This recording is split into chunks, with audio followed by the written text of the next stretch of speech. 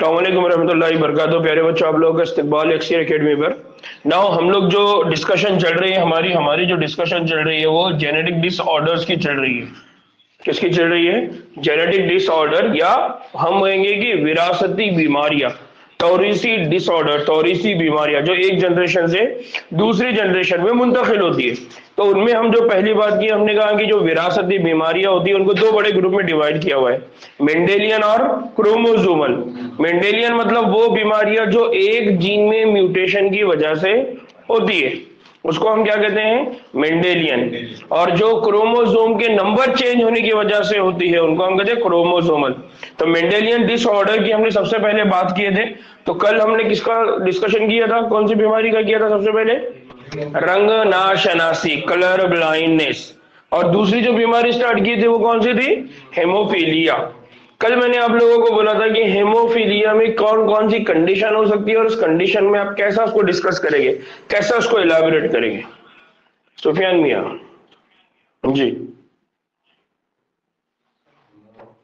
मेरे को ना ये बताओ कि मैंने कल एक कंडीशन यहाँ बताया था, क्या बताया था अभी जी? X D X N, then X N Y.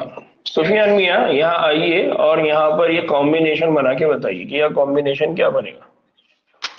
यहाँ जल्दी जल्दी वो देख कर नहीं आना, मैंने कल बोला था, है ना? बहुत इजी है ये चीज। हाँ, पहले पहले ये हाँ कॉम्बिनेशन, पहले कॉम्बिनेशन बनाओ। कहाँ पर क्या लिखेंगे आप? शुरुआत वहां से करेंगे क्या?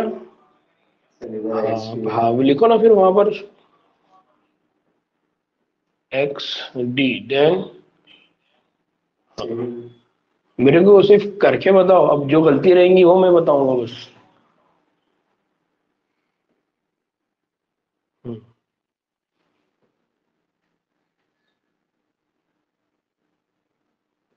वो एक्शन कहाँ से आया?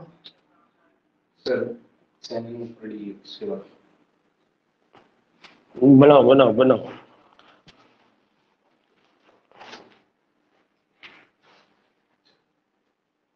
वाई कहाँ से आया? अब तो उसको वो पुन्नेट स्क्वायर में ऊपर लिखो ना पहले, क्या वहां से लेंगे डायरेक्टली? यहाँ लिखेंगे ना। अब यहाँ पर अगर आपने एक्स डी एक्स एन लिखा तो यहाँ एक्स एन और एक्स वाई लिखेंगे ना, तभी जाके कॉम्बिनेशन बनेगा ना। यहाँ एक्स एन लिखना पड़ेगा, यहाँ वाई लिखना पड़ेगा। यहाँ यहाँ मेरी फिंगर कहाँ जा रही है? हाँ, एक्स एन, और यहाँ क्या रहेगा? वाई रहेगा, सिर्फ वाई। क्यों वाई रहेगा? यहाँ एक्स एन वाई और यहाँ एक्स डी एक्स एन क्यों है?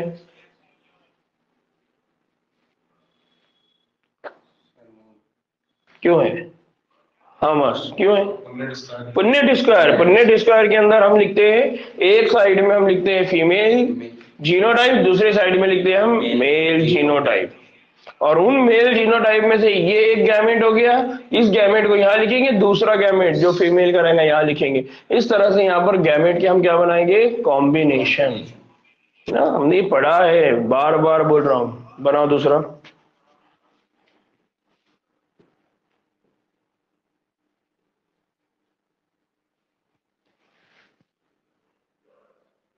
अपने पास बहुत टाइम नहीं है। हाँ, नहीं जम रहा है तो बाजू हट जाओ। पहले देख लो कि एक्स डी एक्स एन क्यों आया था। अब X D X N, X D आएगा क्या वहां पर?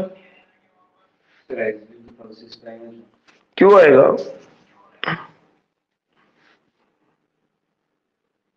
हम्म, कौन बनाएगा? हाफिज जाओ।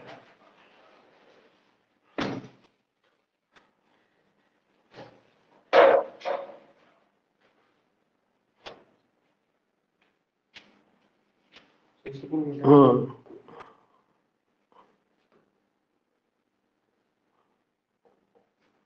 एक बार तो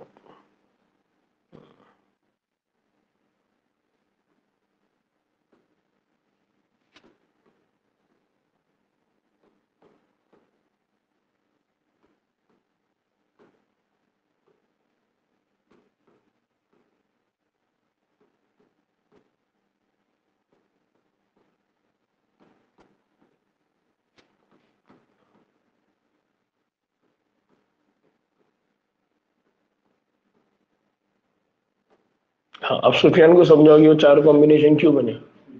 ये एक्स जो फीमेल का है, ये मेल के एक्स के साथ कॉम्बिनेशन है। हाँ, फिर दूसरा एक्स फीमेल, ये वाई के साथ, ये एक्स के साथ कॉम्बिनेशन हो, एक्स। क्यों ऐसा होगा, क्योंकि इसके बाद 2 गैमेट बनेंगे, इसके बाद 2 गैमेट बनेंगे, ये गैमेट का इंटरेक्शन इसके साथ भी होगा, इसके साथ भी होगा, इस गैमेट का फ्यूजन इसके साथ भी होगा, इसके साथ भी होगा। तो इस तरह से कितने गैमेट बनेंगे, टोटल नंबर 4, और हर गैमेट का एक दूसरे गैमेट के साथ 2 मरतबा इंटरेक्शन होगा। जैसा एक्सएन है, एक्सएन एक मरतबा इसके साथ जाएगा, फिर एक्सएन इसके मरतबा इसके साथ जाएगा। इस तरह से हमारे पास क्या बनेंगे, कॉम्बिनेशन। अब बताओ उसमें रिजल्ट क्या है। अगर पूरी जनरेशन की बात करें, हाँ, तो उसमें 50% जो है वो बीमार है, 50% क्या है, डिसीज्ड है। तो उसमें भी 50% बीमार है और 50% नॉर्मल है, पूरी पॉपुलेशन। जी, 50% नॉर्मल। और अगर सिर्फ फीमेल में देखा जाए तो फीमेल में जो बीमार है सर, डिजीज है, कैरियर ही हो सकता है सर। कैरियर ही बोलेंगे हम, स्पेशली कैरियर बोलेंगे। वो सर 50%, देखो 25%, 25% पूरी पॉपुलेशन का, और फीमेल का 25%, ये टोटल फीमेल का, टोटल फीमेल का सर 50%। टोटल फीमेल का कितना हो रहा है, 50। ये फीमेल, हाँ ये फीमेल कैरेक्टर, ये मेल कैरेक्टर। तो ये फीमेल कैरेक्टर कैरियर है, ये फीमेल कैरेक्टर नॉर्मल है। तो इसका मतलब 50% फीमेल डिजीज रहेंगी बट कैरियर, और 50% नॉर्मल। लिखो फिर, पूरी जनरेशन ओनली 50, मतलब फीमेल पूरी जनरेशन में, फीमेल पूरी जनरेशन में फीमेल की अगर हम बात करते हैं तो पूरी जनरेशन में फीमेल कितनी रहेगी, 50% नॉर्मल, 50% कैरियर, और 50% आराम से, कोई गड़बड़ नहीं है अपने को। ठीक, और मेल की कंडीशन में क्या रहेगा, सिर्फ मेल की बात करें सर तो उसमें 25% डिजीज रहेंगे, 25% डिजीज, और 50% पूरी पॉपुलेशन का 50% का male disease, 50% normal male. Male की बात करें पूरी पॉपुलेशन में सर, तो सिर्फ पॉपुलेशन किसकी, मेल पॉपुलेशन, हाँ पूरी मेल पॉपुलेशन में 50% डिजीज, 50% नॉर्मल।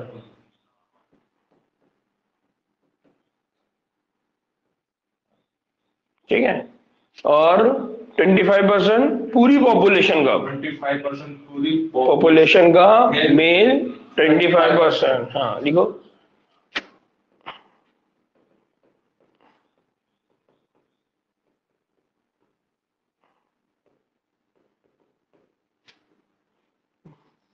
मौलाना पूरी आबादी रहता है, पॉपुलेशन नहीं रहता है उर्दू में। 25, लिख लो, लिखो, सिर्फ समझाने के लिए बोल रहा हूँ।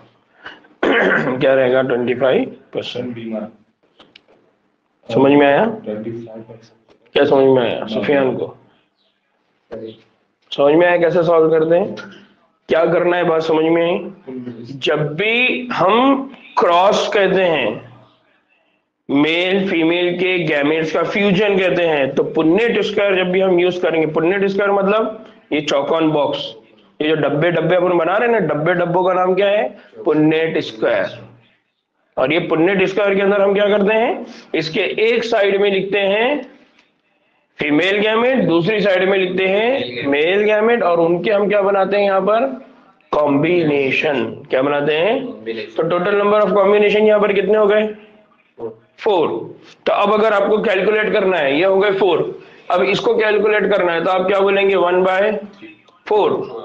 जिसके लिए आप क्या बोलेंगे, 1/4, इसके लिए क्या बोलेंगे, 1/4, इसके लिए क्या बोलेंगे, 1/4।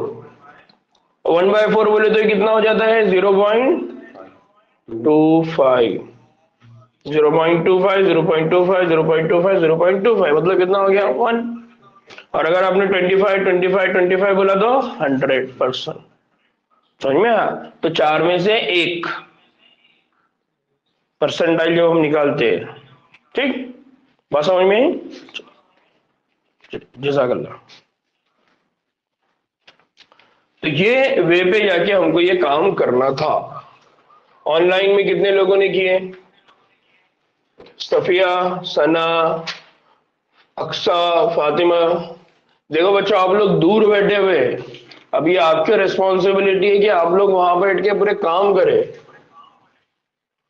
समझ में आ रहा है क्या? अगर आप लोग वहां बैठकर अगर काम नहीं करेंगे तो फिर आप लोगों के लिए परेशानी बढ़ जाएगी। डाउट सेशन में भी मैं सिर्फ डिस्कस कर सकता हूँ, बोल सकता हूँ, बता सकता हूँ, समझा सकता हूँ, लिख कर नहीं दे सकता हूँ आपको, ना पूछ सकता हूँ। जी, सना ने किए क्या? फातिमा, सफिया, अक्सा। नहीं किए तो मेरे को बोलो कि नहीं किए, किए तो बहुत अच्छी बात है यार। कोई जरूरी नहीं है कि आपने नहीं किया तो छोटी बोले। नहीं किया होगा, आज करना है और करके मेरे को बताना है।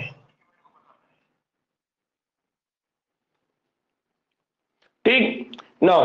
एक और कंडीशन हमने कहा कि अगर फॉर एग्जांपल ये अगर डिजीज होता तो हमने कहा कि अगर फीमेल है एक्स एन, देन उसका क्रॉस करवाएंगे, मेल डिजीज है। हाँ मंसूर, क्या बनेगा? आ जाओ आ जाओ आ जाओ, चलो बना।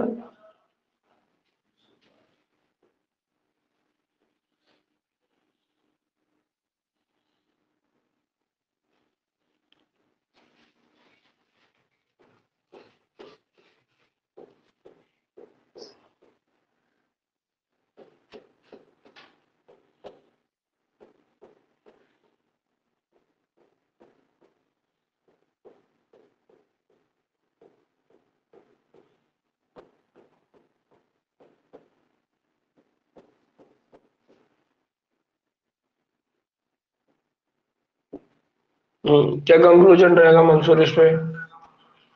पूरी जनरेशन में 50% बीमार, बीमार है और 50% 50% नॉर्मल। नॉर्मल है। 75%। हाँ अब बोलो।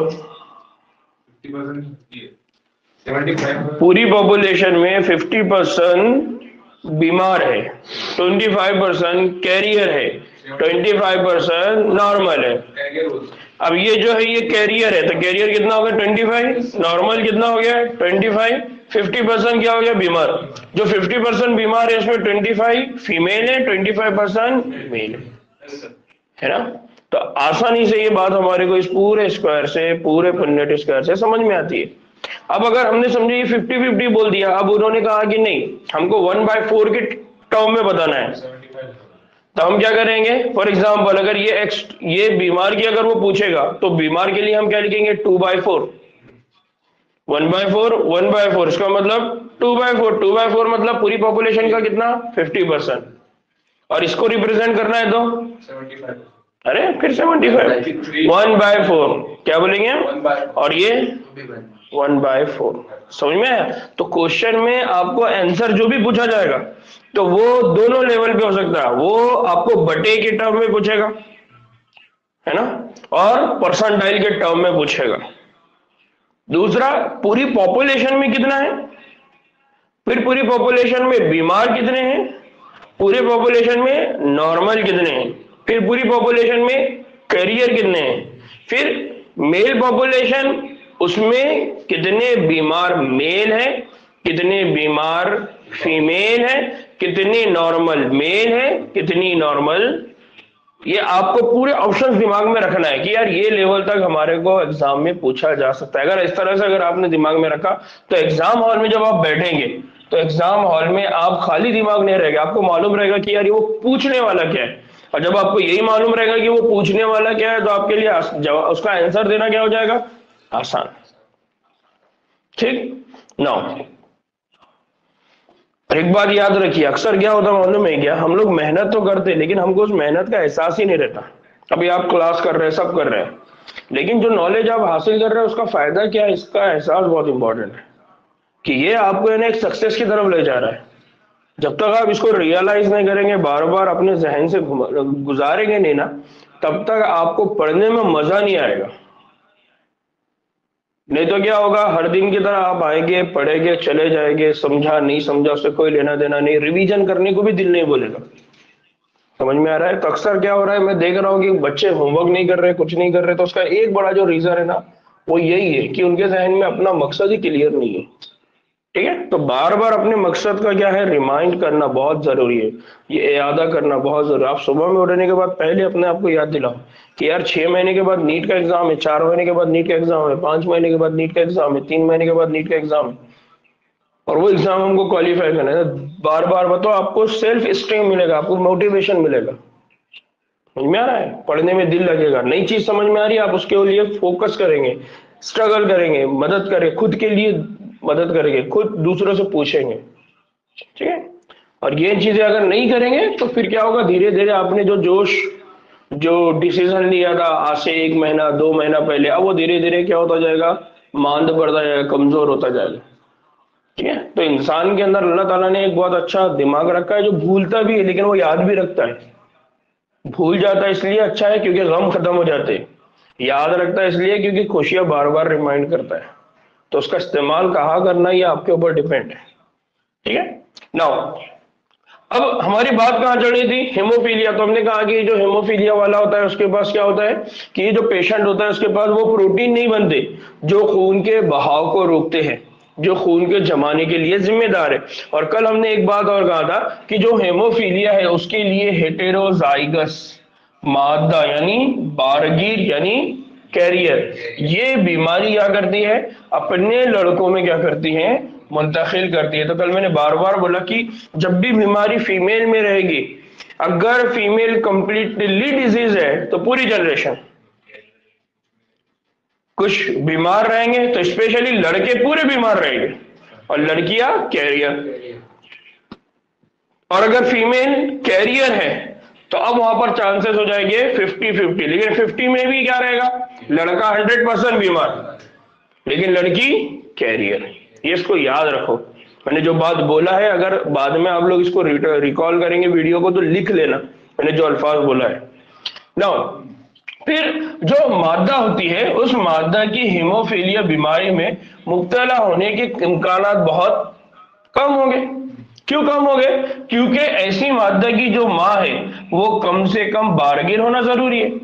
यानी फीमेल के लिए कैरियर होने के लिए या उसकी बीमारी के लिए, फीमेल के अंदर बीमारी के लिए जरूरी है कि उसकी माँ या तो बीमार हो या तो कैरियर हो।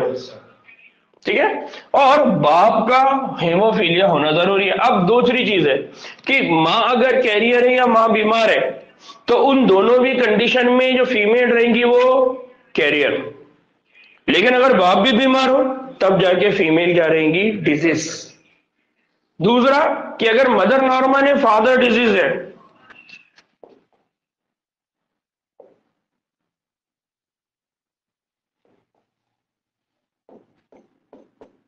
मदर नॉर्मल है, फादर डिजीज है।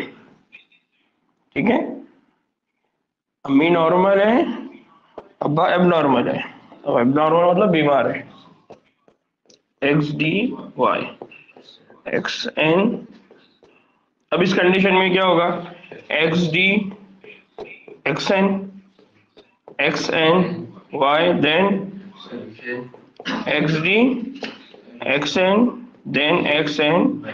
तो अगर फादर डिजीज है दैट टाइम क्या हो रहा है कि जो फीमेल है वो क्या है, कैरियर, क्या है, कैरियर, और लड़का क्या है, नॉर्मल। अगर मदर नॉर्मल है तो लड़के पूरे नॉर्मल रहेंगे, और अगर फादर डिजीज है तो लड़कियां पूरी क्या रहेगी, कैरियर।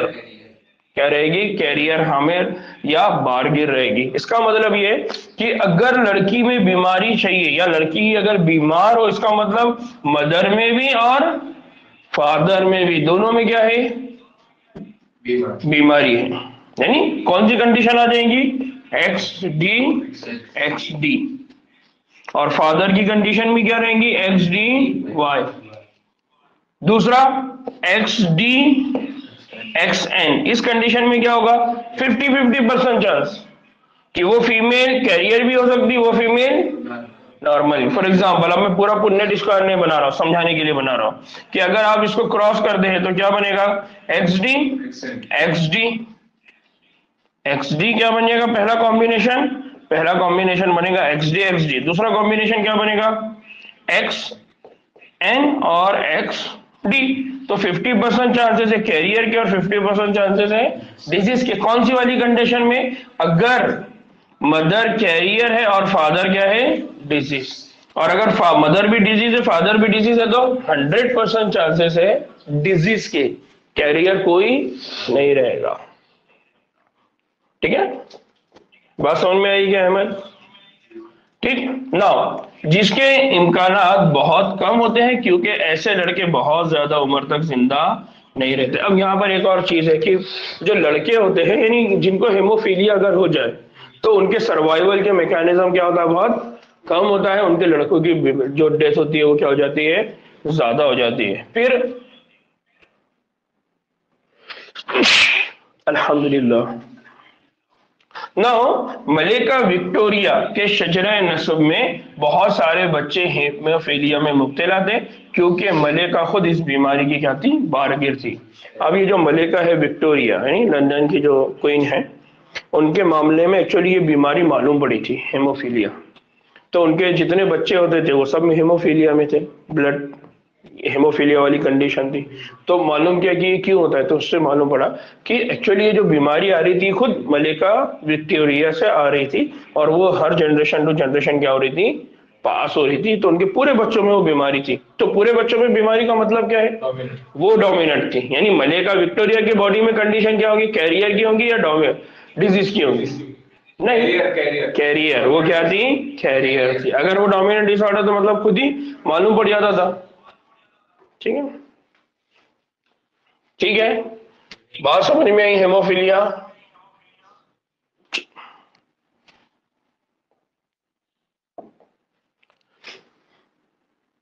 तो पहला जो बीमारी हम लोगों ने देखा वो कौन सा था, वो बीमारी था है ना, रंगनाशनासी, कलर ब्लाइंड। दूसरी हमने क्या देखा, हेमोफीलिया। नाउ अब तीसरी बीमारी की हम बात कर रहे हैं जिसको कहा जाता है सिकल सेल एनीमिया। क्या बोला जाता है, सिकल सेल एनीमिया। इससे पहले भी मैंने ये बीमारी की आपको बात बताया था, सिकल सेल एनीमिया।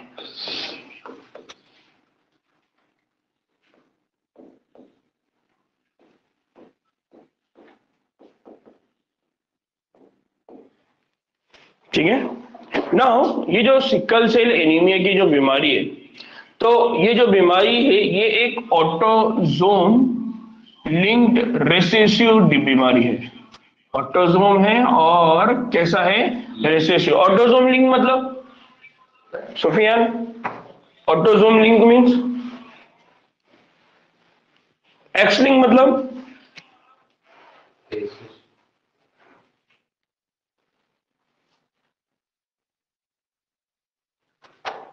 जी, ऑटोजोम लिंक मतलब what is mean by autosome link? कल बोला था ना मैंने, क्या मतलब होता है एक्स लिंक?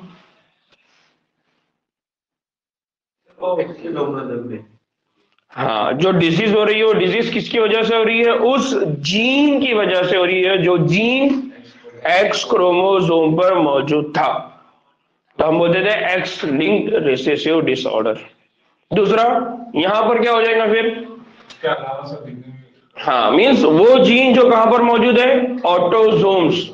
और उन जीन के अंदर अगर म्यूटेशन हो जाए और उसकी वजह से अगर बीमारी हो तो हम उसको क्या बोलेंगे, ऑटोजोमल लिंक डिसऑर्डर। क्या बोलेंगे हम उसको, ऑटोजोमल लिंक डिसऑर्डर। सर ये जो अपने पहला एक्स क्रोमोसोम था, हम्म, वो एक ही का 22 है, कोई भी हो सकता है, कोई भी लेकिन उसके नंबर रहेंगे, क्रोमोसोम के नंबर रहते, क्रोमोसोम 1 2 3 4। हम वहां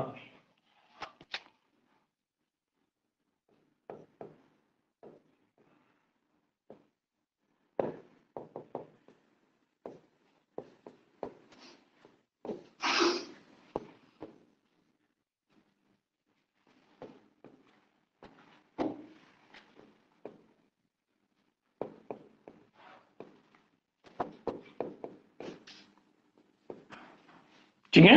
जीन कहां पर मौजूद हो, जीन अगर ऑटोसोम्स पर मौजूद हो तब हम उसे क्या कहेंगे, ऑटोसोम लिंक्ड जीन, या ऑटोसोम कहेंगे ऑटोसोम लिंक। इसका मतलब ये है कि जो बीमारी होंगी उसको भी फिर हम क्या बोलेंगे, ऑटोसोमल लिंक डिसऑर्डर। और यहाँ पर जिस ऑटोसोमल लिंक की बात हो रही है, यानी जिस सिकल सेल एनीमिया की बात हो रही है, वो सिकल सेल एनीमिया वो कैसी बीमारी है, वो बीमारी कैसी है, रेसेसिव। रेसेसिव मतलब इमरान, कल अपन ने बोले थे रेसेसिव, डोमिनेंट। रेसेसिव मतलब सर वो जाहिर नहीं होती। किसमें, एक जनरेशन में होगी, दूसरी जनरेशन में नहीं होगी, फिर एक जनरेशन में दिखेंगे, फिर दूसरी जनरेशन में नहीं दिखेंगे, तब हम उसको क्या कहते हैं, रेसेसिव। डोमिनेंट मतलब सुफियान,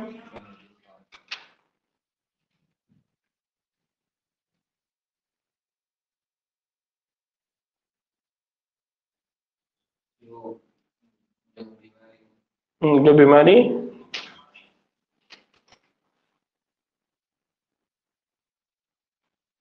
इमरान, जो बीमारी सर मतलब जो बीमारी सर मतलब वो स्टेप बाय स्टेप होती है। स्टेप बाय स्टेप नहीं, हर जनरेशन में दिखेंगे। एक जनरेशन में रहेंगे, फिर दूसरी जनरेशन में रहेंगे, फिर तीसरी जनरेशन में रहेंगे, यानी पूरे जनरेशन टू जनरेशन अगर बीमारी दिख रही है तो हम उसको क्या बोलते हैं, डोमिनेंट। ठीक ना। फिर हम ये कहते हैं कि जो वालिदैन से क्या होती है, औलाद तक उसी वक्त मुंतकिल हो सकती है जबकि, अब देखो यहां पर कंडीशन सुनो, कब हो सकती है, जब माँ बाप दोनों इस जीन यानी हेटेरोजाइगस के 12 गिर हो। अब इसका मतलब क्या है कि माँ के पास भी और बाप के पास भी। अब बात क्या हो रही है, अब बात यहाँ पर एक्स क्रोमोसोम की हो रही है, क्या ऑटोसोम्स। वो 12 गिरो इसको बोलते हैं वो सर मैंने पढ़ा था है ना, हाँ 12 गिर बोलते हैं कैरियर को, 12 गिर कैरियर है ना। माही गिर बोलते हैं ना, मछलियां पकड़ने वाला है ना, लेके जाने वाला, मछलियां पकड़ता मतलब ट्रांसफर करता है, गिर। तो माहिर हम उसको बोलते हैं माहीगीर, मतलब मछलियों को लेके जाने वाला। वैसे ही हम बोल रहे हैं यहाँ पर कि बारगीर। बारगीर मतलब जो बीमारी को एक जनरेशन से दूसरी जनरेशन में लेकर जाने वाला। बार का मतलब होता है वजन, भार, मुश्किल उठाने वाला, परेशानी उठाने वाला, है ना। तो इससे बारगीर मतलब वो जो बीमारी को एक जनरेशन से दूसरी जनरेशन में ले जा रहा है। ठीक है, याद रहेगा। उसको हम इंग्लिश में क्या बोल रहे हैं बार बार, कैरियर। ठीक है। नाउ अब ये जो बीमारी होती है, ये जो बीमारी होती है, ये एक जीन के 2 अलील्स, देखिए हमारी बार बार बार हो रही है। मेंडेलियन डिसऑर्डर मतलब वो डिसऑर्डर जो एक जीन में म्यूटेशन की वजह से होती है। इसलिए यहां पर भी जब बात हो रही है तो उसने क्या लिखा है कि ये बीमारी क्यों हो रही है, एक जीन, और ये एक जीन के क्या है, 2 अलील्स। एक अलील का नाम है HBA, दूसरे का नाम है HBS। HBA और दूसरे का नाम क्या है HBS के जरिए क्या होती है, कंट्रोल की जाती है। यानी ये जो बीमारी है, इस बीमारी को कंट्रोल करने वाले 2 जीन थे। एक जीन का नाम है HBS और एक जीन का नाम है HBA। ये जो HBS है और जो HBA है, ये दोनों भी जो है, इसमें ये जो है ये म्यूटेटेड है। ये कौन सा है, म्यूटेटेड है, यानी ये चेंज हो गया। इसमें क्या हो गई, तबद्दुल, है ना, म्यूटेशन। और ये जो HBA है, ये HBA कौन सा है, नॉर्मल। क्या है, नॉर्मल। इसका मतलब HBA से जो भी प्रोटीन बनेगा वो प्रोटीन कैसा रहेगा, नॉर्मल। यहां पर जो भी प्रोटीन बनेगा वो प्रोटीन कैसा रहेगा, नॉर्मल। और यहां जो प्रोटीन बनेगा वो प्रोटीन कैसा रहेगा, म्यूटेटेड। अब सवाल ये आता है कि यहां पर ये काम क्या करते हैं। तो बेसिकली हम ये कहते हैं कि ये जो प्रोटीन है जिसकी हम बात कर रहे हैं, जो बनता है, जिसके अंदर म्यूटेशन हो जाता है, तो ये प्रोटीन जो बनाता है, या इस प्रोटीन का नाम क्या है, इस प्रोटीन का नाम है हेमोग्लोबिन। यहां पर क्या बनता है, हेमोग्लोबिन। और ये जो हेमोग्लोबिन है, ये हेमोग्लोबिन का काम क्या होता है, इस हेमोग्लोबिन का काम होता है ऑक्सीजन को जिस्म में मुहैया करना। अब मुहैया करना का मतलब यहाँ पर क्या होता है? ट्रांसपोर्ट करना, पूरे जिस्म के अंदर सप्लाई करना। आपके जिस्म के अंदर जो ऑक्सीजन लग रही है उस ऑक्सीजन को हर अज़ु तक, हर सेल तक, हर खलिये तक लेकर जाने की जो जिम्मेदारी करता किसकी है? वो हेमोग्लोबिन। अब ये हेमोग्लोबिन अपनी ये जिम्मेदारी ऑक्सीजन को लेकर जाने की कब पूरी कर सकता है? जब उसकी साख्त अच्छी हो। अगर गाड़ी का एक चक्का नहीं है तो गाड़ी चलेंगी क्या? है ना? तो वैसे यहाँ मामला है, अगर हेमोग्लोबिन है तो हेमोग्लोबिन अगर नॉर्मल है तो ही वो काम करेगा। लेकिन अगर हेमोग्लोबिन के अंदर, जैसा मैंने कहा कि गाड़ी का एक चक्कर टूट जाए या गाड़ी का दो चक्कर टूट जाए तो गाड़ी का एक तो शेप खराब हो जाएगा। गाड़ी का शेप खराब हो गया तो गाड़ी बैठने के लायक है क्या? नहीं, जितनी जगह बची उतने में लोग बैठ जाएंगे। तो वैसे ही यहाँ पर क्या होता है कि अगर ये नॉर्मल प्रोटीन है तो उसकी वजह से सेल का जो शेप है वो होता है सर्कुलर, गोल। लेकिन अगर प्रोटीन म्यूटेटेड हो जाए तो उसकी वजह से जो सेल का शेप है वो हाफ हो जाता है, आधा हो जाता है। और ये आधे शेप को हम जो कहते हैं वो कहते हैं सिक्कल। क्या कहते हैं उसको? सिक्कल। सिक्कल मतलब जैसा हम बोलते हैं ना हिलाल, रोयत हिलाल, वो जो उस दिन चांद दिखता है वो कहता बारीक दिखता है, तो इसको उर्दू में दूसरे अल्फाज में बोला जाता है हिलाल शेप। क्या बोला जाता है? हिलाल। हलाल नहीं, हिलाल। समझ में आया? तो ये जो शेप है, अब यहाँ जितने ऑक्सीजन के मॉलिक्यूल बैठ सकते हैं यहाँ बैठ सकते हैं क्या? नहीं, क्योंकि इसका जो शेप है ये क्या हो गया? तब्दील। अब इस कंडीशन में क्या होगा? जो ऑक्सीजन को सप्लाई करना है वो क्या हो जाएगा? कम। ऑक्सीजन की क्या हो जाएगी? कमी हो जाएगी। और अगर ऑक्सीजन की कमी होती है तो हमेशा ऑक्सीजन की कमी को हम क्या कहते हैं? एनीमिया। क्या कहते हैं उसको हम? एनीमिया।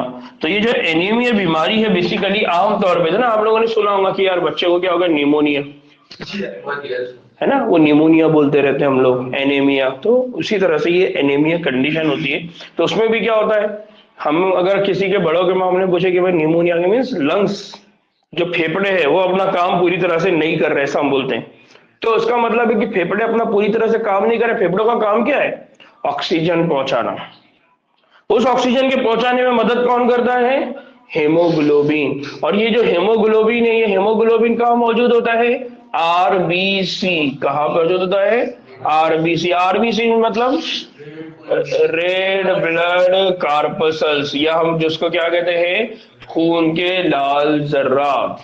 तो हमारे जिस्म में जो खून के लाल जर्रात है वो क्या करते हैं? पूरे जिस्म में ऑक्सीजन सप्लाई करते हैं। अब होता क्या कि अगर उस ऑक्सीजन सप्लाई करने वाले आरबीसी सेल के अंदर जो ऑक्सीजन को पकड़ने के लिए जिम्मेदार है, अगर वही बीमार हो, वही उसका ही शेप अगर चेंज हो जाए तो वो अपना काम बराबर से करेगा क्या? नहीं। नतीजे में ये होता है कि ऑक्सीजन की जिस्म के अंदर क्या होती है? कमी होती है। उस कमी को हम क्या कहते हैं? एनीमिया। इसलिए इस बीमारी का पूरा नाम क्या बन गया? Sickle cell anaemia. क्या नाम बन गया उसका? और ये जो सिकल सेल एनीमिया है ये कौन से वाले जीन की वजह से होगी? कौन से वाले अलील से होंगी? HbA की वजह से होंगी या HbS की वजह से? किसकी वजह से होंगी? HbS। यानी HbS कौन सा जीन है? म्यूटेटेड। इसलिए इस जीन को क्या बोला जाता है? HbS। S क्यों बोल रहे हैं? सिकल शेप, है ना? HbS। S का यह मतलब कौन हो गया? सिकल।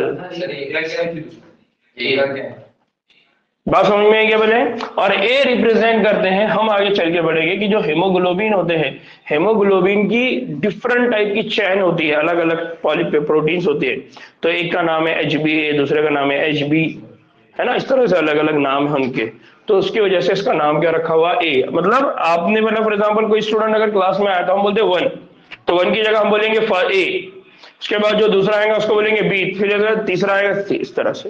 तो HbA ये पहला वाला जीन था, यानी पहले इसको आइडेंटिफाई किया गया, इसलिए इसको बोला जाता है HbA। और ये HbA क्या बनाता है? Normal protein. और वो नॉर्मल प्रोटीन किसका बनाता है? हेमोग्लोबिन। और इसलिए हमारे जिस्म में क्या होगा? ऑक्सीजन का ट्रांसपोर्ट। लेकिन इसी HbA का अगर म्यूटेशन हो जाए तो वो क्या बन जाता है? HbS। याद आ रहा है? नो, हाँ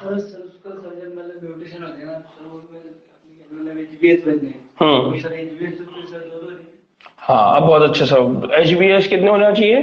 दो दो, लेकिन हम क्या कहते हैं कि हमेशा यहाँ पर क्या होता है, अल्टरनेट फॉर्म होते हैं, दो फॉर्म होते हैं। तो हमने क्या बोला कि फॉर एग्जांपल कोई एक इंसान होगा, है ना, एक पर्सन होगा जिसकी कंडीशन होगी नॉर्मल, एक पर्सन वो होगा जिसके अंदर सिकल सेल डिजीज होगी, और एक पर्सन वो होगा जिसके अंदर सिकल सेल डिजीज तो होगी बट वो सरवाइव नहीं करेगा, वो जिंदा नहीं रहेगा। तो एक वो रहेगा जो जिंदा रहेगा, एक वो रहेगा जिसकी क्या हो जाएंगे, सिकल सेल डिजीज की वजह से मौत। तो अब अगर नॉर्मल है तो नॉर्मल के बॉडी में डिप्लॉयड कंडीशन क्या रहेंगी, एच बी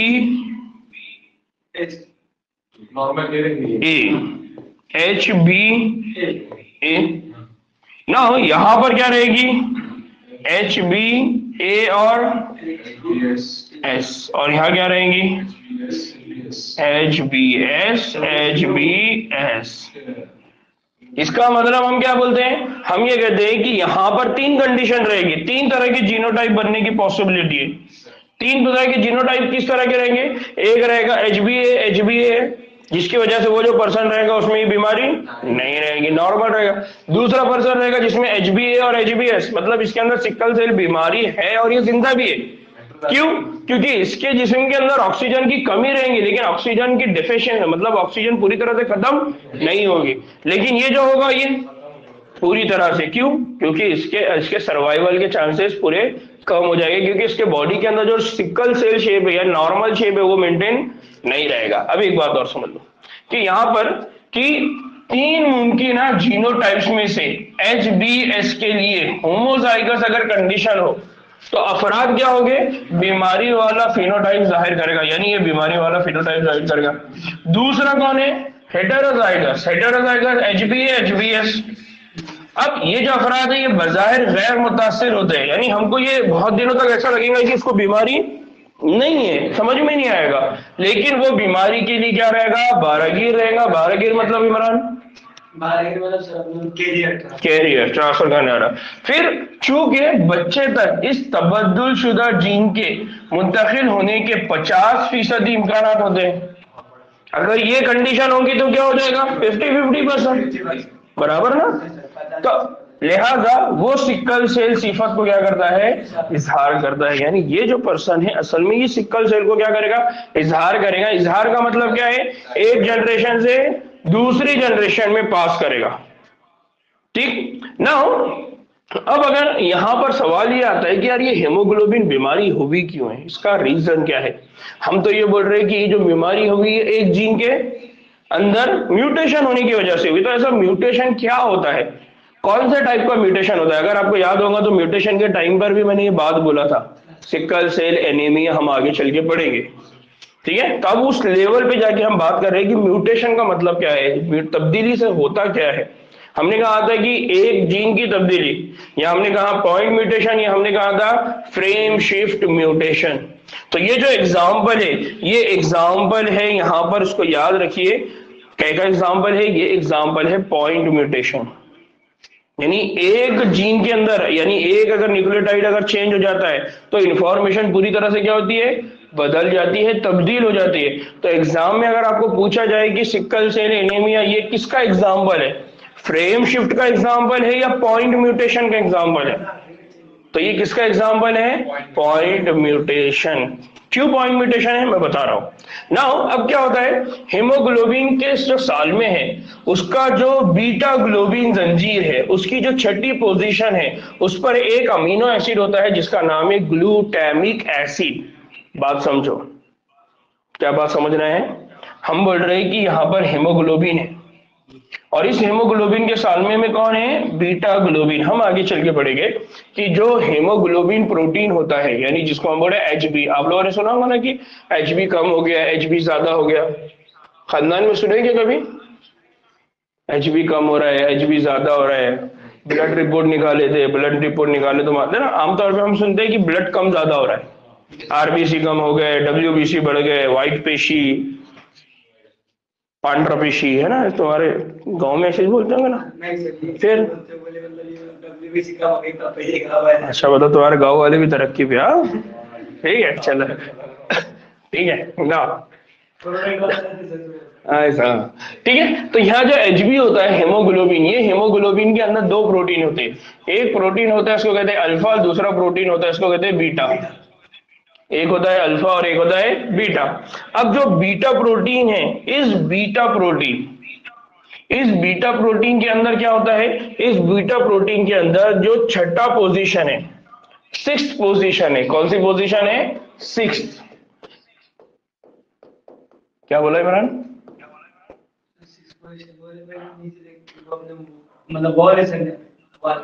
अच्छा, सिक्स पोजीशन है। सिक्स पोजीशन पे क्या होता है, सिक्स पोजीशन पे ये होता है कि वहां पर होती है म्यूटेशन, और म्यूटेशन की वजह से क्या होता है, जो ग्लूटामिक एसिड है, जिसको यहां पर रिप्रेजेंट किया हुआ है GLU, उसकी जगह वहां पर कौन आ जाता है, वैलिन। और वैलिन आने की वजह से वो क्या हो जाएगा, ऐब जाहिर करेगा, या हम बोलेंगे कि यहां पर ये क्या हो जाएगा, म्यूटेटेड, या हम बोलेंगे कि क्या हो जाएगा, खराब हो जाएगा।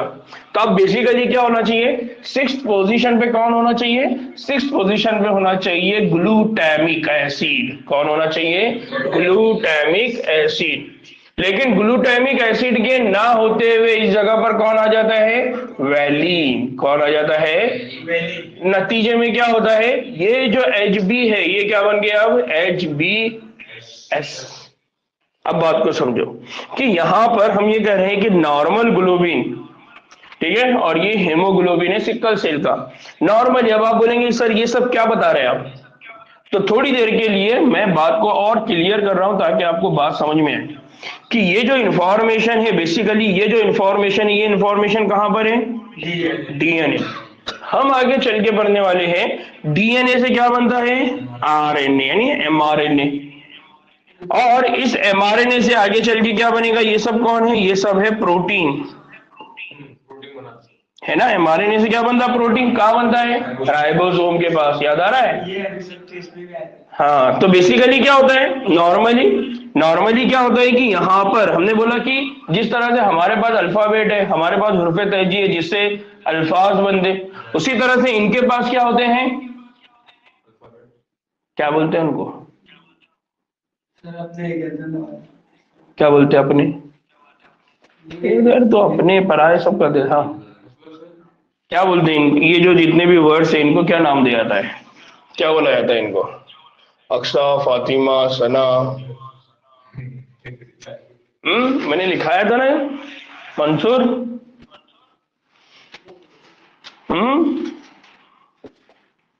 याद आ रहा है, मैंने लिखाया था कि इनको बोला जाता है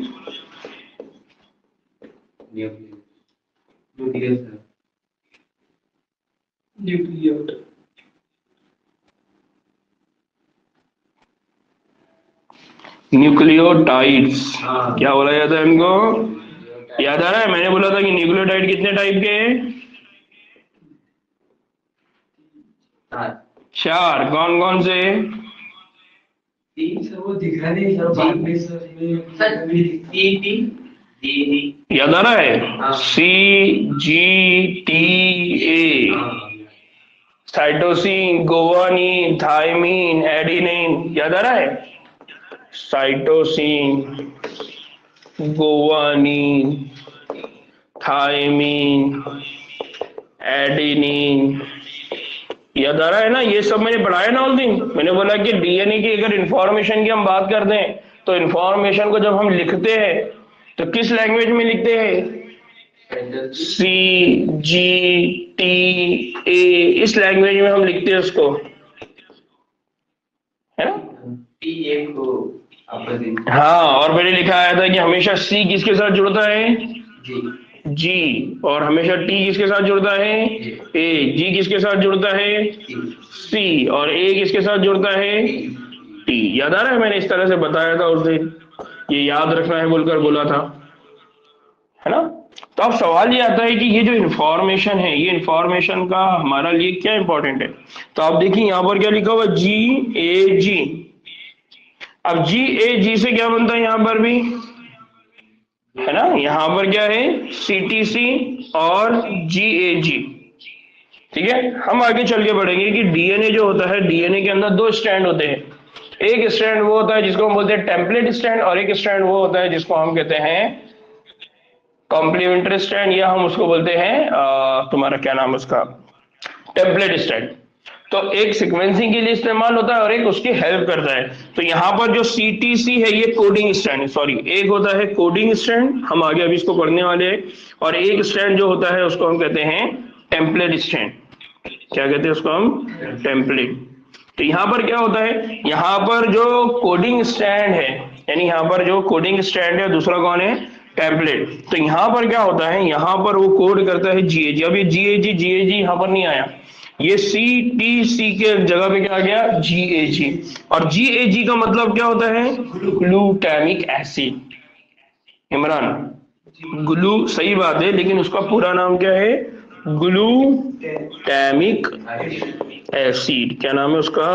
ग्लूटामिक एसिड। आओ भाऊ, सांगितलं ना मी, काय दिसतं नाही? ठीक है, तो यहाँ क्या याद रखना है? Glutamic acid.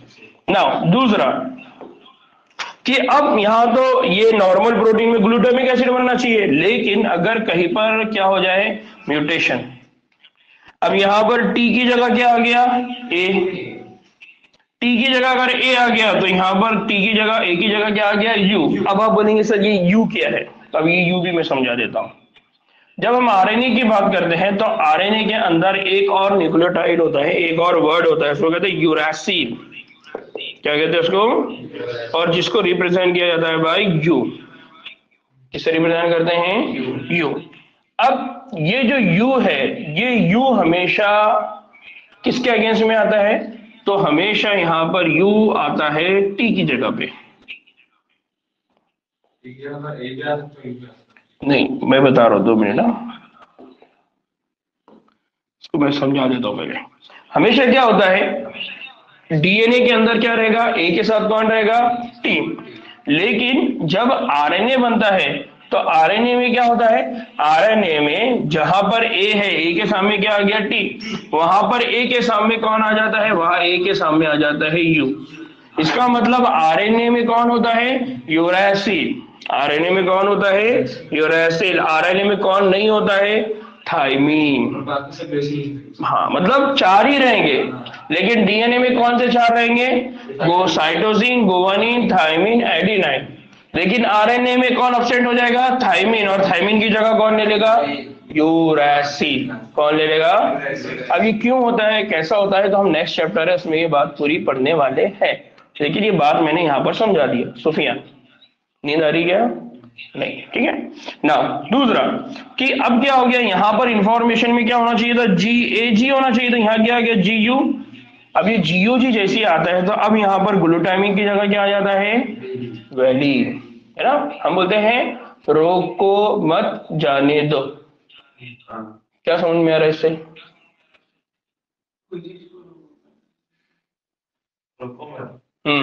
जाने दो। या फिर दूसरा क्या आता है? रोको मत जाने दो। तो सेंटेंस क्या हो गया? कॉमा कहाँ ऐड करें उसकी बेसिस पे सेंटेंस क्या हो गया? तब्दील हो गया। तो रोको मत जाने दो या फिर रोको मत जाने दो, इस तरह से यहाँ पर हो गया कि यहाँ पर एडेनाइन की जगह कौन आ गया? तो अब ग्लूटामिक की जगह यहाँ क्या आ गया? वैलीन। तो अब इसका जो शेप था ग्लूटामिक की वजह से और अब वैलीन की वजह से, अब वो क्या हो गया? अचानक में पूरी तरह से क्या हो गया? तब्दील हो गया। और अब उसका काम भी क्या हो गया? तब्दील। तो स्ट्रक्चर चेंज हो गया तो काम भी तब्दील। साफ तब्दील, काम तब्दील। आपका टेबल है, ये टेबल के ऊपर अभी आप बैठ रहे हैं क्योंकि उसकी साफ तो वैसी है। आपने क्या करे, सामने से स्ट्रेचर हटा दिया, आजू बाजू तो दोनों भी पीछे वो भी हटा दिए, अब आपने उसको चाय का टेबल बना दिए। तो साफ तब्दील काम वैसा यहाँ पर है कि अगर इसकी साफ तब्दील हो गई, वो गोल से अगर सिक्कल से लोगे तो उसका काम भी क्या हो गया? चेंज। पहले वो पूरा ऑक्सीजन सप्लाई करता था, वो कंप्लीट ऑक्सीजन सप्लाई नहीं कर रहा, नतीजे में ऑक्सीजन की जिस्म में क्या हो गई? कमी हो गई। उस कमी को हम क्या कहते हैं? एनीमिया। ना हो? हाँ इमरान।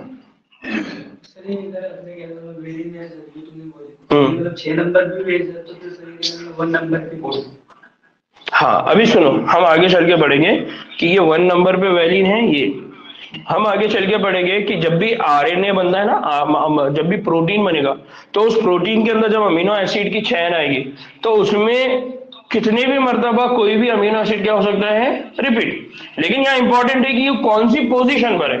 हमने बोला ना सीक्वेंस, याद है सीक्वेंसिंग करते हैं, सीक्वेंसिंग की वजह से हमको मालूम पड़ता है ना मैप, रिकॉम्बिनेशन, लिंकेज, याद आ रहा है। वो इंपॉर्टेंट क्यों है, क्यों मालूम करना है, क्योंकि उससे हमको क्या मालूम पड़ेगा, अमीनो एसिड की सीक्वेंस।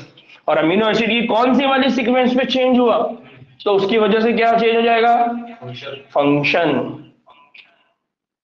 समझ में आ रहा है। तो पोजीशन बहुत इंपॉर्टेंट, इसलिए फिर मैपिंग के जरिए अमीनो एसिड के सीक्वेंस, अमीनो एसिड के सीक्वेंस में कौन से नंबर पर कौन सा अमीनो एसिड आता है, ये सब हमको पता चला। ठीक है, इसको और डिटेल में हम आगे समझने वाले हैं। लेकिन यहाँ सिर्फ इंपॉर्टेंट चीज है, ये बाकी इंपॉर्टेंट नहीं है। इंपॉर्टेंट यहाँ क्या है, सिकल सेल एनीमिया क्या है, कौन से प्रोटीन से होता है, कौन से जीन के अंदर म्यूटेशन होता है, म्यूटेशन जो होती है वो कौन से वाली पोजीशन पर होती है, कौन से पोजीशन पर होती है, और 6 पोजीशन पर वहां पर क्या होता है, अमीनो एसिड कौन आ जाता है, वैलिन। आना कौन चाहिए था, ग्लूटामिक एसिड। कौन आना चाहिए था, लेकिन आया कौन, बात समझ में आया।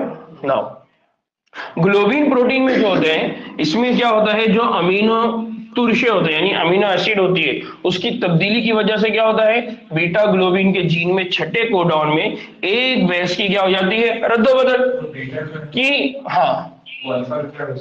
हाँ ये अल्फा और बीटा, मतलब जो प्रोटीन है, मैंने बोला ए पहले आया तो आपने उसको नाम दिया ए, फिर दूसरा आया उसको नाम दिया बी, तो वैसे ही हो अल्फा और बीटा। तो पहला जो प्रोटीन है, तो हम ये कहते हैं कि दो प्रोटीन होते हैं, 2 सब यूनिट होती है, 2 सब यूनिट मिलकर एक स्ट्रक्चर बनाती है, एक साफ्ट बनाती है।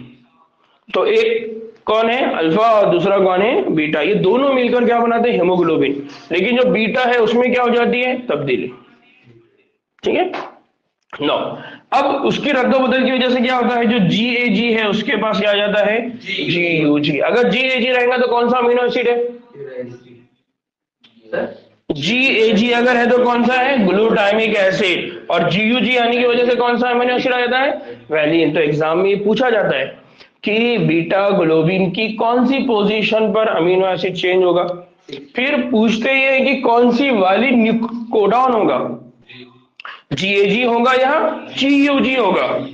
अगर ग्लूटामिक एसिड है तो GAG, और अगर वैलिन आ गया तो GUG। तो जितने पॉसिबल क्वेश्चन हो सकते हैं ये हमने सोच के रखना है, तो ही हम जवाब दे सकते है ना। अगर आपको कहीं जाना है लड़की देखने के लिए और आपको पूछ लिए कैसी लड़की देखना है, तो अब आप वहां बैठ के सोच रहे बोलेंगे इसको बाहर रखा लो, है ना। या फिर आप कपड़ों की दुकान पे गया, वहां जाके सोच रहे कपड़े कौन से लेते बैठना है, तो आपका क्या वेस्ट होगा, टाइम।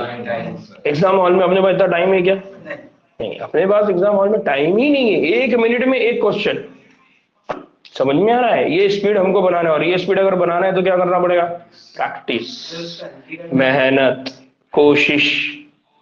समझ में आ रहा है। और कोशिश किस लेवल से करना होती है, कोशिश करने का सही तरीका क्या है, हाँ मेहनत, उसको कुछ बोला था मैं, कोशिश तरीका क्या है उसका, बहुत बढ़िया, पढ़ना है फिर लिखना है, फिर लिख लिख कर याद करना है, और आखिरी रिवीजन, यादा।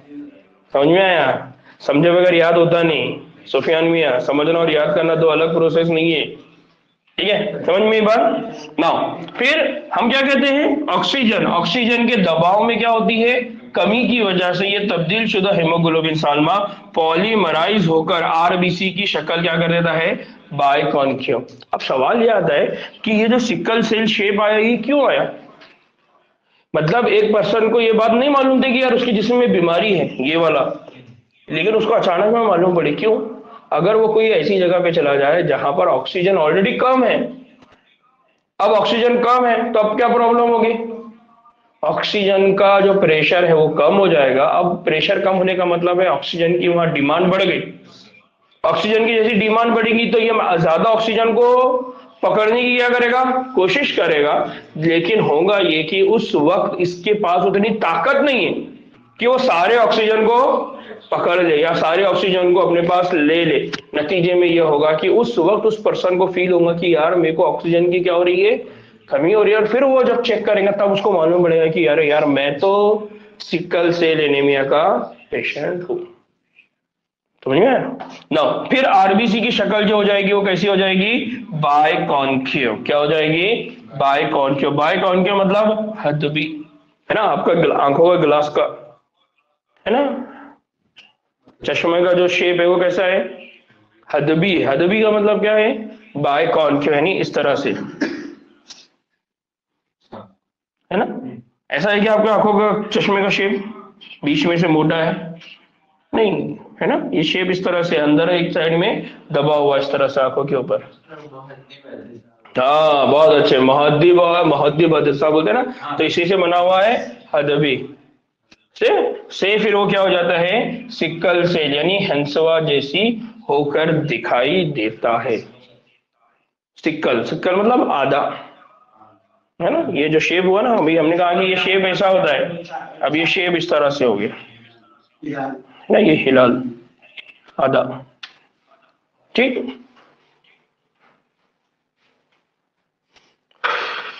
देखो यहाँ अक्सर ने, फातिमा ने आंसर दे दिए थे, अपन ने देखे नहीं उधर, ठीक। तो ये कौन सी डिजीज थी, सिकल सेल एनीमिया। नाउ अब फिनाइल कीटोनूरिया, एक और बीमारी है जिसका नाम क्या है, फिनाइल कीटोनूरिया या फिनाइल कीटोयूरिया।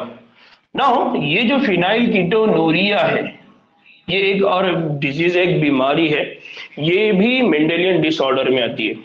और ये जो बीमारी है ये तहवुल, तहवुल मतलब मेटाबॉलिज्म, मेटाबॉलिज्म मतलब टूटने, टूटने और बनने का अमल। टूटने का अमल को क्या बोलते हैं इंग्लिश में, कैटाबॉलिज्म, और बनने के अमल क्या बोलते हैं, मेटाबॉलिज्म, क्या एनाबॉलिज्म। बनने के अमल को क्या बोलते हैं सर एनाबॉलिज्म बनने के लिए। हाँ, एनाबॉलिज्म किसको बोलते हैं, बनने के अमल को। टूटने के अमल को क्या बोलते हैं, कैटाबॉलिज्म। और जब दोनों अमल मिल जाते हैं तो बोलते हैं मेटाबॉलिज्म, ठीक है। फिर ये जो बीमारी है ये पैदाइशी ऐब भी हो सकता है, बचपन से ही हो सकता है। और ये जो बीमारी है ये कौन सी बीमारी है, ऑटोजोमल। ऑटोजोमल मतलब सुफियान, वो मेरे बाजू में रहते वरना वो आजूबल, हाँ फिर, हाँ दूर के रिश्तेदार है जी हाँ। हाँ इमरान, कौन रहते मैंने मान लिया 22 ऑटोजोम है, ठीक। मैं उनको ऑटोजोमल लिंक क्यों बोल रहे हैं, सर वो ऑटोजोम बोले तो दोनों की रुक जा भाई, तू रुक जा। हाँ सुफियान, देखो तुम्हारे से अच्छा वो अभी अभी आज वो मौलाना आज आए हुए, देखो वो डेफिनेशन बोली। हाँ अहमद, अभी बताया ना मैंने, क्या बोला मैंने, ऑटोजोम के जरिए होने वाली। हाँ, जो जीन कहाँ पर मौजूद होते हैं, ऑटोजोम। जो जीन ऑटोजोम पर मौजूद होते हैं उनको हम कहते हैं ऑटोजोमल लिंक। और अगर उस जीन के म्यूटेशन की वजह से बीमारी हो जाए तो autosomal link disorder, autosomal link बीमारी। बात समझ में आ रहा है, बात समझ लो, कल बार बार बोल रहा हूं मैं, ऑटोजोमल लिंक्ड बीमारी या ऑटोजोमल लिंक डिसऑर्डर। मैं फिर से डेफिनेशन निकाल रहा हूं इमरान, सुफियान। अब अगर बेटा तुम लोगों को ये याद नहीं हुई तो मैं फिर एक बार और पढ़ाऊंगा, ठीक है। उस वक्त तक पढ़ाऊंगा जब तक तुम्हारा ये याद नहीं हो, सिर्फ लिखते मत जाओ, समझते भी जाओ। ऑटोसोमल लिंक ऑर्डर मतलब वो जेनेटिक बीमारी जो ऑटोजोम पर मौजूद जीन में तबद्दुल, या दूसरे लफ्ज में हम क्या कह रहे हैं, म्यूटेशन की वजह से होती है। याद रहेगा, ऐसी बीमारी जो ऑटोसोमल क्रोमोसोम पर मौजूद जीन में तबद्दुल या म्यूटेशन की वजह से होंगे, उनको हम क्या करेंगे, ऑटोसोमल लिंक डिसऑर्डर। और अगर यहां पर अगर ऑटोसोम हटा के अगर आपने एक्स लिख लिया तो एक्स क्रोमोसोम, इसका डेफिनेशन क्या होगी, वो जेनेटिक बीमारी जो एक्स क्रोमोसोम पर मौजूद जीन में तबद्दुल की वजह से होती है, उसको हम क्या बोलेंगे, एक्स लिंक्ड डिसऑर्डर। क्या बोलेंगे, x linked disorder. Sir 2 minute ठीक ना। देखो ये बच्चे ने बोल दिया है कि तुम्हारे से पहले इधर बोल देते, अक्सर ने बोला है, सना ने जवाब दिया है, फातिमा ने दिया है, माशाल्लाह, ठीक है ना।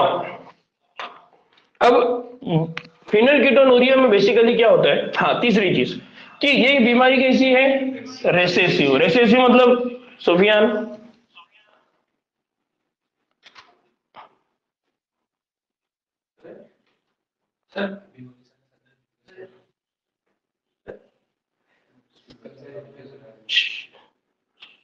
देखो मैं यहाँ दोबारा डोमिनेंट का मीनिंग लिखा देता हूं तुमको। डोमिनेंट डिसऑर्डर,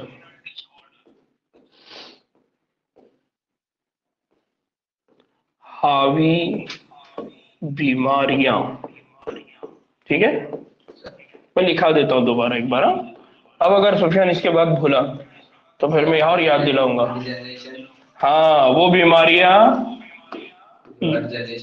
वो बीमारी जो हर नस्ल, या दूसरे लफ्ज में हम क्या कह रहे हैं, जेनरेशन में आपको क्या होगी, में जाहिर होगी, या हम दूसरे अल्फाज में क्या करेंगे, दिखाई देती है, उसको हम क्या कहते हैं, और डोमिनेंट डिसऑर्डर। तो फिर रेसेसिव क्या रहेंगी इमरान,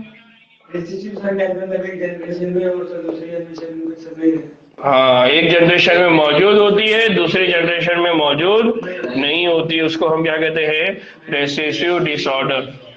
डोमिनेंट को फीमेल करियर, डोमिनेंट भी रहो या रेसेसिव रहो, हाँ मेनली डोमिनेंट में क्या रहेगी, फीमेल कैरियर रहेगी। बहुत अच्छे, समझा, हाँ लिखना भाई लिखना, मैं नहीं कुछ नहीं करूंगी, लिखो।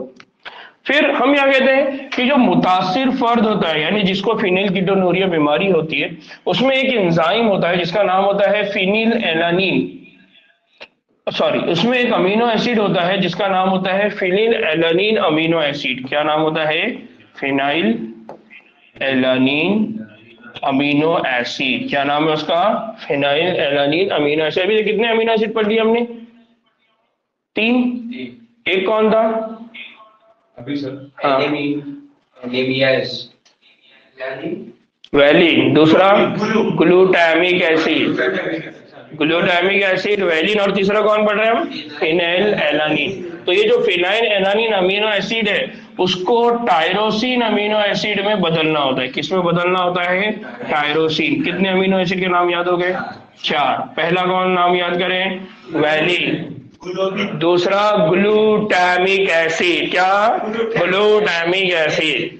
पहला वाला क्या है, वैलिन, दूसरा क्या है, ग्लूटामिक एसिड, तीसरा क्या है, फिनाइल एलानिन, चौथा क्या है।